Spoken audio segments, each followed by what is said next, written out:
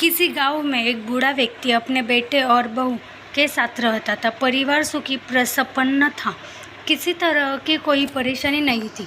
बूढ़ा बाप, जो किसी समय अच्छा खासा नौजवान था, आज बुढ़ापे से हार गया था। चलते समय लकड़ता था। लाठी की जरूरत पड़ने लगी थी। चेहरा झुर्रियों से भर चुका था। अपनी जीवन किसी तरह व्यतीत कर रहा था। घर में एक चीज़ अच्छी थी कि शाम को खाना खाते समय पूरा परिवार एक साथ टेबल पर बैठकर खाना खाता था। एक दिन ऐसे ही शाम को जब सारे लोग खाना खाने बैठे, बेटा ऑफिस से आया। भूख ज़्यादा थी, सो जल्दी से खाना खाने बैठा गया और साथ में बहू और उसका बेटा भी खाने लगे। बूढ़े हाथ जैसे थाली उठाने को हुए, छिटक गई थी। दाल टेबल पे गिर गई।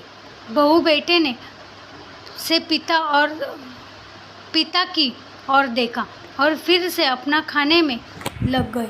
बूढ़े पिता ने जैसे ही अपने हिलते हाथों से खाना खाना शुरू किया तो खाना कभी कपड़ों पे गिरता, कभी ज़मीन पर।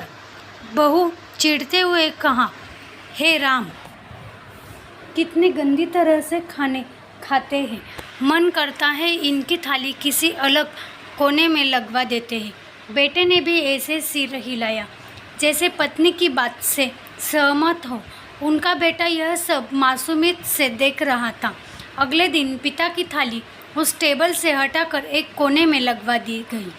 पिता की डबडबाती आंखों सब कुछ देखते हुए भी कुछ बोला नहीं पा रही थी। बूढ़ा पिता रोज की तरह खाना खाने लगा। खाना कभी इधर गिरता, कभी उधर। छोटा बच्चा अपना खाना छोड़कर लगातार अपने दादा की तरह देख रहा था। माँ ने पूछा, क्या हुआ बेटे, तुम दादाजी की तरह क्या देख रहे हो और खाना क्यों नहीं खा रहे? बच्चा बूढ़ी मासूमियत से बोला, माँ, मैं सीख रहा हूँ कि वृद्धों के साथ कैसा व्यवहार करना चाहिए। जब मैं बड़ा हो जाऊँगा और आप लोग बूढ़े हो जाओगे तो मैं भी ऐसा कर सकता हूँ।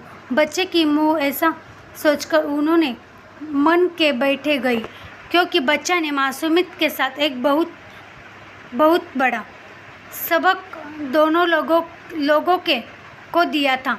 बेटे ने जल्दी से आगे बढ़कर पिता को उठाया और वापस टेबल पे खाने के लिए बिठाया और बहू की भाग कर पानी का गिलास लेकर आई कि पिताजी को कोई तकलीफ ना हो। पूंजी नहीं है, समाज में कितनी भी इज्जत कमा ले या कितना भी धन इकट्ठा कर ले, लेकिन माँ बाप से बड़ा धन इस दुनिया में कोई नहीं है।